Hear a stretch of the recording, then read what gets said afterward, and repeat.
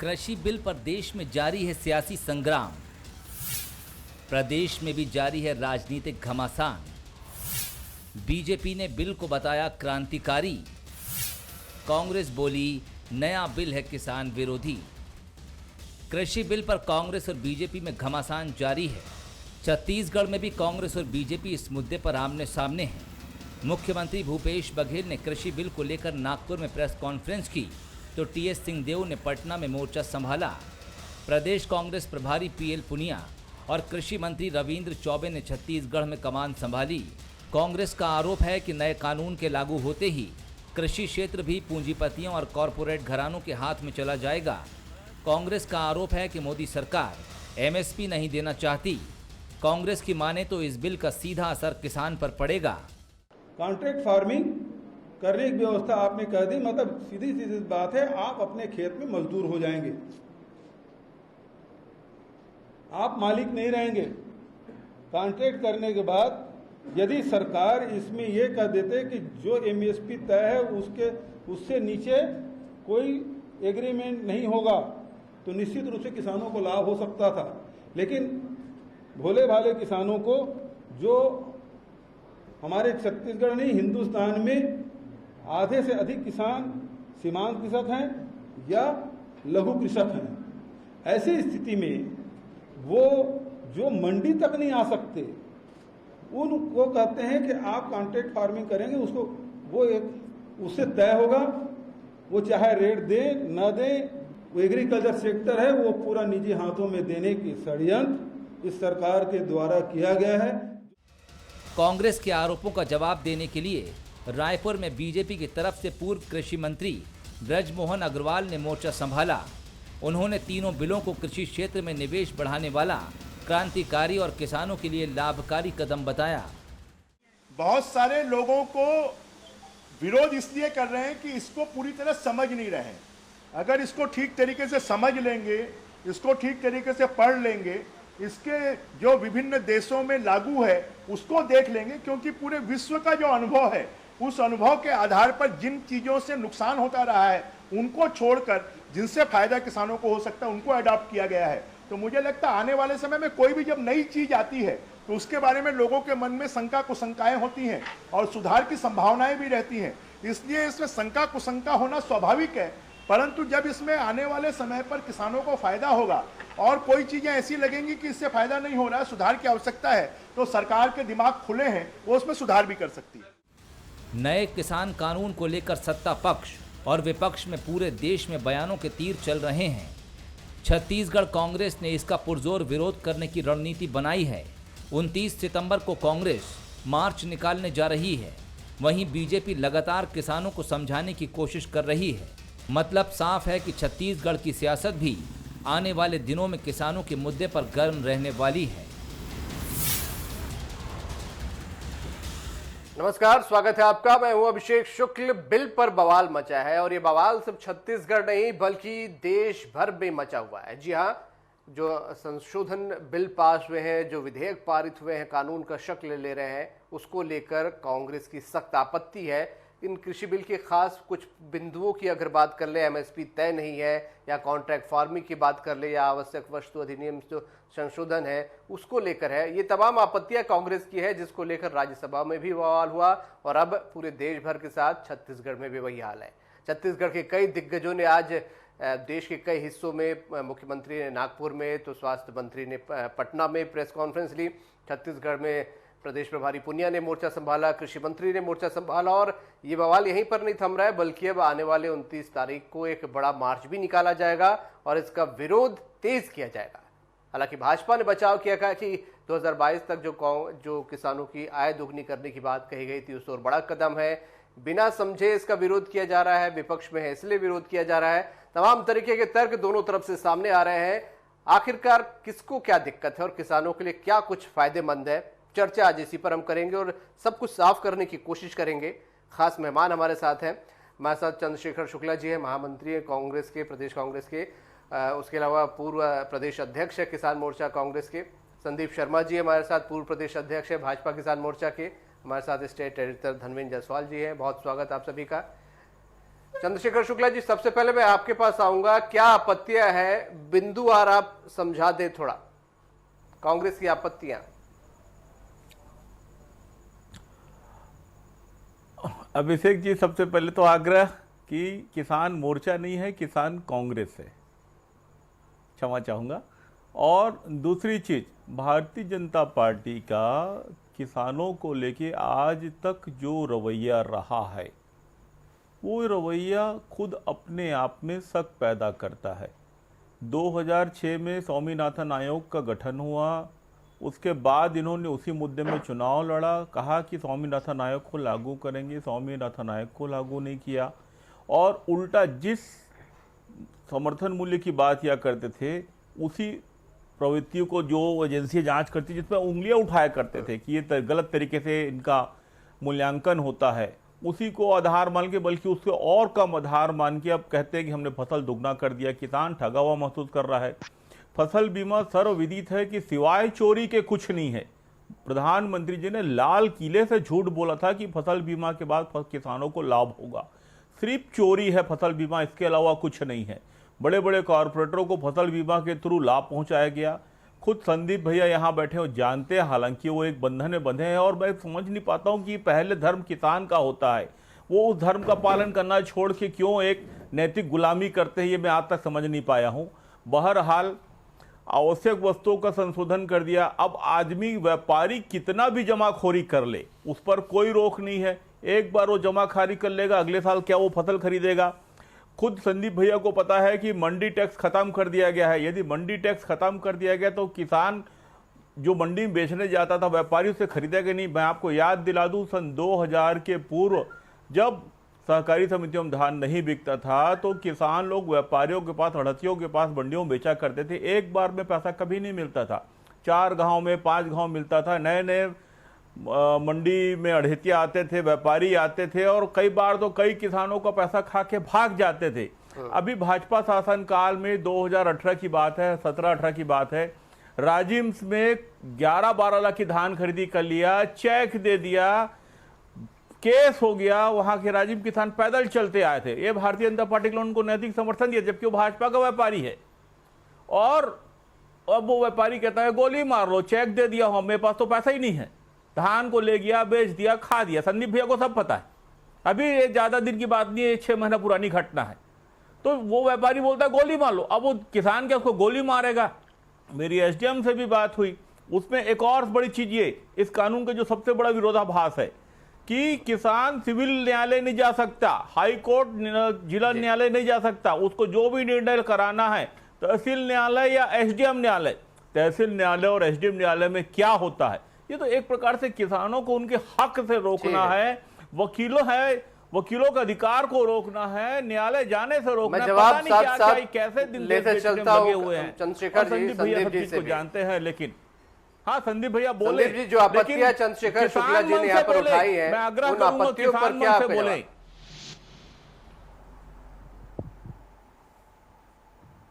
Hello, मुझे बोलना है। हेलो जी, बोले संदीप जी।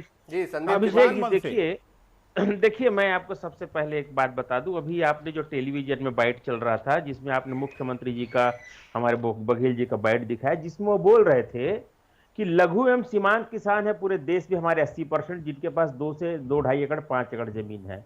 और उन्होंने कहा है कि ये मंडी नहीं जा सकते, और वो कैसे कॉन्ट्रैक्ट फार्मिंग करेंगे, ये उन्होंने अपने वाक्य में कहा है। आप फिर से सुनिए, आज इस देश के 80% किसान जो है मंडी नहीं जा सकते, इस बात को स्वीकार रहे हैं भूपेश बघेल जी।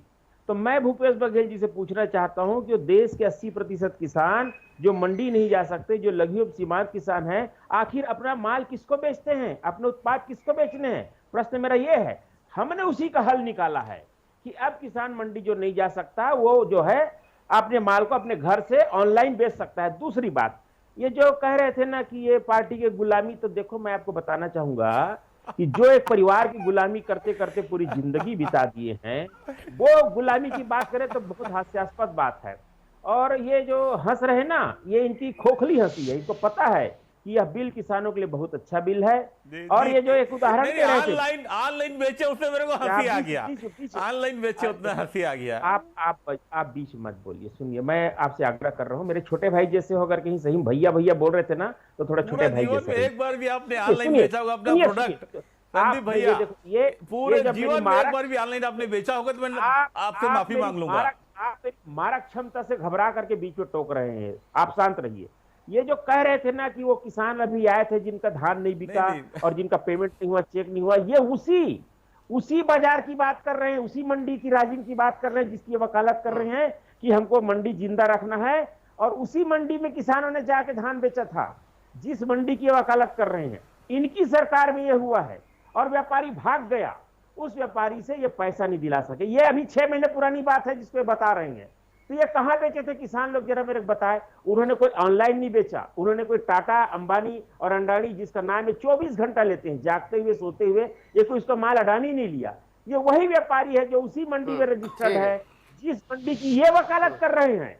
तो ये इस तरह की बात करके इन सारे चीजों का, ये जो तमाम तरह की जो समस्या है, उस समस्या का हल निकालने मैं का छोटी काम टिप्पणी मोदी जी की चंद्रशेखर सरकार- जी से भी ले लेता हूँ। तो इनको संदीप पीड़ा जी। हो रही है, ये पीड़ा हो रही है इनको। जी, इसलिए जी, ये खोखली जी। हंसी बोले खाते, चंद्रशेखर जी, ये क्या अपने जवाब आप परिवार देना के चाह रहे थे? वहाँ की गुलामी करें, इनकी गुलामी उनको वही मुबारक है। चंद्रशेखर शुक्ला जी, जी जी जी जी, बोलिए जी, चंद्रशेखर जी, जी। जी। संदीप भैया कुछ बोल रहे हैं, शांत हो जाए तो मैं बोल लूँ।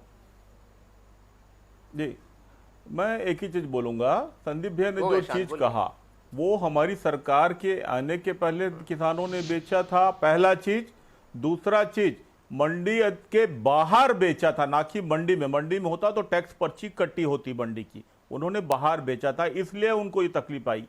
तीसरी बात, मंडी एक्ट में पूरी तरह संशोधन है व्यापारियों को नियंत्रित करने का। मैं किसान का बेटा हूं, मैं जानता हूं कि यदि नियंत्रण समाप्त हो जाएगा तो किसान को कभी समर्थन मूल्य से अधिक नहीं मिलेगा। यदि 1850 भारतीय जनता पार्टी ने समर्थन मूल्य तय किया है धान का, जिनको यह भी नहीं पता कि धान रबी होती है कि खरीफ होता है, यदि उन्होंने तय किया है, तो मैं बता दूं कि यदि ये उनको बोल दिए स्वतंत्र कर दिया बाजार, तो कभी किसी किसान को 1850 भी नहीं मिलेगा। बस्तर जाके देखिए, सरगुजा जाके देखिए, और ज्यादा दूर को जाते रायपुर, भाटापारा, बेमेतरा में देखिए कि यहाँ पे सरकारी खरीदी के बाद धान जो होता है 1100, 1200, 1300 रुपए क्विंटल बिकता है। तो वो व्यापारी बाहर जाके क्यों नहीं खरीदते? और कितने बार संदीप भैया ने ऑनलाइन बेचा है। संदीप भैया तो टमाटर भी उगाते हैं, चना भी उगाते हैं, एक भी पर्ची दिखा दे ऑनलाइन बेचने का। संदीप भैया तो इतने बड़े किसान नेता है, एक भी पर्ची दिखा दे जो इन्होंने वॉलफोर्ट को बेचा है। ये तो बाजू वाला वॉलफोर्ट जो खरीदी करता है ना, वो भी पूरा धर्मेंद्र जी के भी लूंगा, फिर आप लोगों के पास आऊंगा। वॉलफोर्ट वाला खरीदता है, वो भी पैसा नहीं देता। मैं आपको बता दूं, पतंजलि का लाला रामदेव पैसा नहीं देता। पूरा पढ़ने के बाद कुछ टिप्पणी पतंजलि करनी का लाला चाहिए रामदेव भी या पैसा सिर्फ नहीं देता। सियासत सबसे इसमें हो बड़ा रही है? चोर लाला रामदेव है। संदीप जी और चंद्रशेखर जी, मैं आपके आता हूं आप लोगों के पास। धनवेंद्र जी की एक टिप्पणी ले लूं। धनवेंद्र जी, क्या है कि केंद्र सरकार ने जो बिल पास कराया है वही का वही बिल लगभग वैसा ही बिल कांग्रेस लाने की बात सालों से करती रही है। ये अलग बात है कि कांग्रेस उस बिल को पास नहीं करा पाई। 2014 में उन्होंने अपने घोषणा पत्र में कहा था, उसके बाद से कांग्रेस की सरकार नहीं बनी। 2019 में भी कांग्रेस की सरकार नहीं बनी, तो कांग्रेस को ये अवसर नहीं मिला। भारतीय जनता पार्टी को ये अवसर मिला, तो भारतीय जनता पार्टी उस रिफॉर्म को आगे बढ़कर एपीएमसी एक्ट खत्म करने की बात आपके मैनिफेस्टो में है। एपीएमसी एक्ट खत्म करने की बात आपकी मैनिफेस्टो में है शुक्ला जी। भैया मैं कह रहा हूं एपीएमसी एक्ट खत्म करने का मेरे से बात कीजिएगा। आपने वादा किया था 2014 के चंद्रशेखर जी आपके पास आप करेक्ट कर लीजिएगा, मुझे आप करेक्ट कर लीजिएगा। बिल्कुल चंद्रशेखर जी आपके पास आप मुझे समझ दीजिएगा।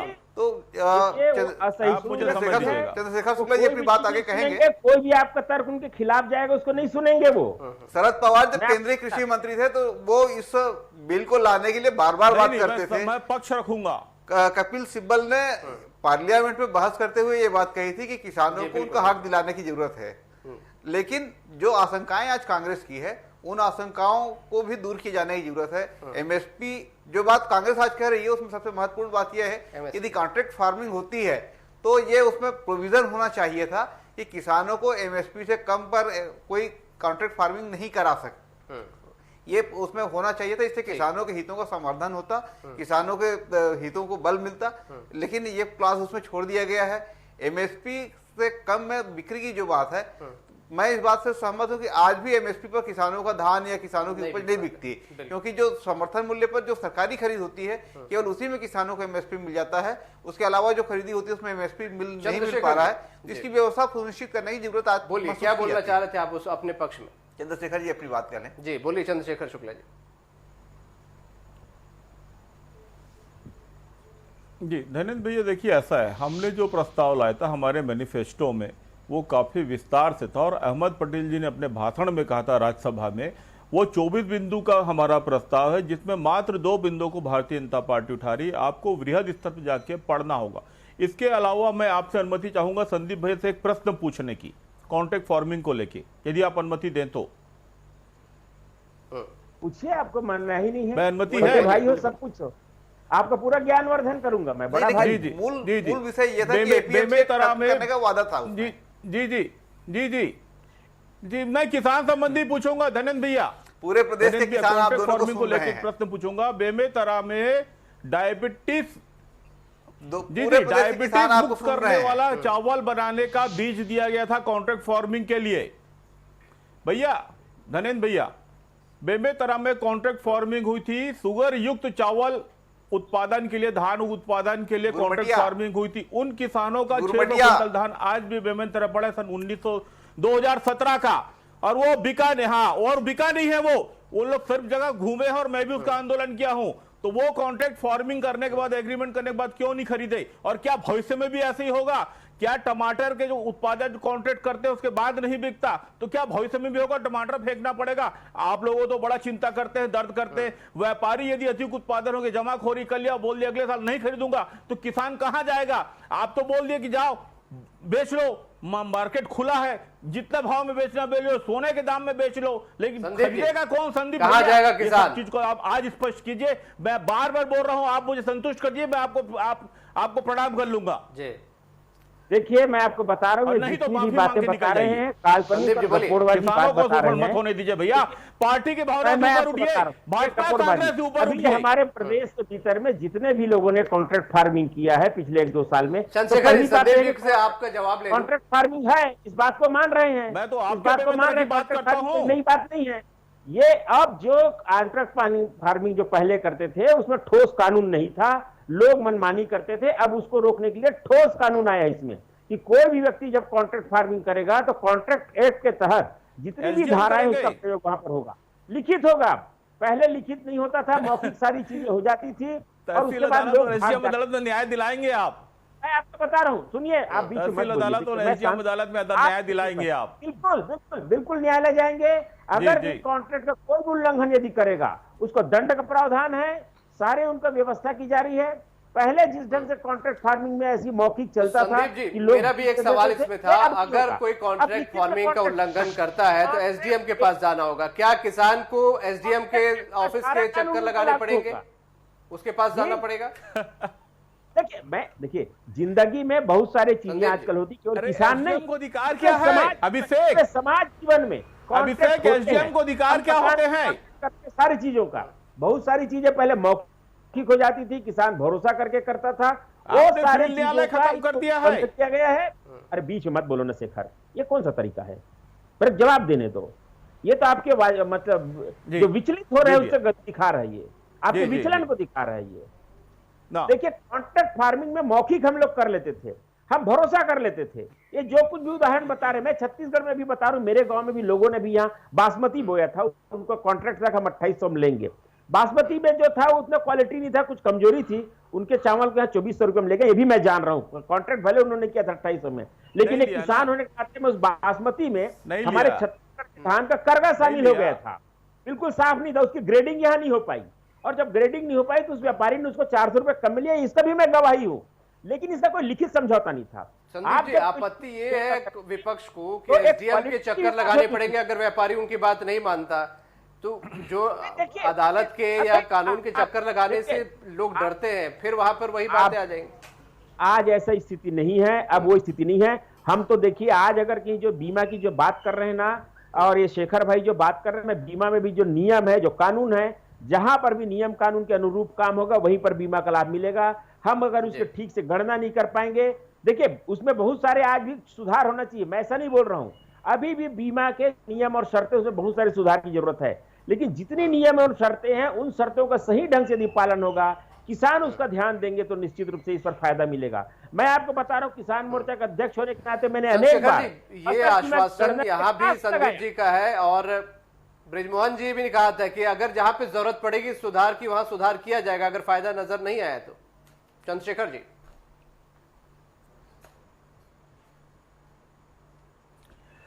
अभिषेक जी, मैं तो आपको, इन्होंने एक चीज स्वीकारी बेबेतरा के बासमती चावल की, मैं इन्होंने एक चीज कहा करगा हो गया था। मैं वास्तव बता रहा हूं पूरे देश में करगा हो गया है। अब करगा को कुचल के, उखाड़ के कुचलने की जरूरत आ गई है। ये करगा पूरे देश को खरपतवार लोग खा रहे हैं, जलकुंभी की तरह ये फैल रहे हैं करगे लोग। ब्रिजमोहन जी बताएंगे किसानों का कानून क्या होता है। इनको तो एक किसान नहीं मिला मंत्री बनाने के लिए, ब्रिजमोहन अग्रवाल जी को मंत्री बना दिए। ये फसल बीमा की बात करते हैं, इनके शासनकाल का चना का पैसा आज तक नहीं बटा है। फसल बीमा का क्या उस समय बाढ़ नहीं आया था और ओला नहीं गिरा था? संदीप भैया, मैं आपको आपके जिले का उदाहरण बताता हूं, और कहीं दूसरे जिला नहीं जाता, मैं अन्य प्रदेश तक नहीं जाता, मैं आपके जिले के उदाहरण आपको बता देता हूं। मैंने आपको राजिम का बताया, मैंने आपको बेमेतरा कवर्धा का बताया, आप मुझे संतुष्ट नहीं कर पा रहे हैं। फसल बीमा चोरी है, मैं पुनः बोल रहा हूं, ये किसान बिल किसान विरोधी है और किसानों का समर्थन मूल्य खत्म करने वाला है, और आप साबित नहीं कर पा रहे। मैं आपसे पुनः निवेदन करूंगा, दलगत भावना छोड़ के किसानों के हित में खड़े हो। भैया आपका स्वागत है, आप सक्षम किसान नेता है। अच्छा चलिए, मैं सक्षम किसान नेता हूं, इसके लिए आपको धन्यवाद आपको। लेकिन मैं आपको बता रहा हूं, सुनिए, अरे भाई देखो, एक मिनट रुक जाइए, देखिए आप बोलने दीजिए। आप बहुत अच्छी मेरी प्रशंसा की, इसका धन्यवाद है। मैं सक्षम हूं, इसे मैं जानता हूं। मैं तो वो नियम, छोटा सेकंड लूंगा, एक छोटा सा सेकंड लूंगा। लीजिए।